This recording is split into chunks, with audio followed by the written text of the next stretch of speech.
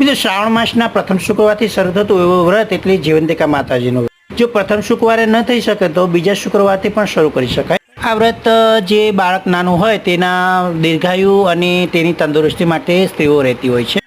પ્રસાદ સ્વરૂપે ખાંડના શીરાનો કે શાકરનો પ્રસાદ ધરવો. મિત્રો વ્રતના દિવસે એકટાણું કરવું જોઈએ અને જૂઠું ન બોલવું જોઈએ, કોઈની નિંદા ન કરવી જોઈએ, આખો દિવસ માના જાપ જપવા જોઈએ.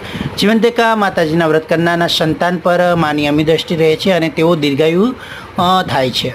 આ વ્રતના દિવસે પ્રાતઃકાળે ઉઠીને સ્નાન વિધિ પરવાડી માની તસવીર સામે 5 દિવેટનો દીવો કરવો ઘીનો અને અબીલ ગુલાલ અને પુષ્પથી માની પૂજા કરવી, સ્તુતિ આરતી કરવી. આ વ્રત કરનાર સ્ત્રીએ પીળા વસ્ત્રો, પીળા અલંકારો અને પીળા રંગની વસ્તુનો ત્યાગ કરવો. શક્ય હોય તો અખંડ જ્યોત પણ પ્રગટાવી શકો. આ દિવસે લાલવા જે ફળો હોય તેનું સેવન કરવું અને એકટાણું કરવું અને વ્રત કથન ચોપડીમાંથી માતાજીનું વ્રતનું પઠન કરવું અને મા જીવંતિકાને પ્રાર્થના કરવી કે જેમ બ્રાહ્મણના બાળકનું રક્ષણ કર્યું તેમ અમારા બાળકોનું રક્ષણ કરજો.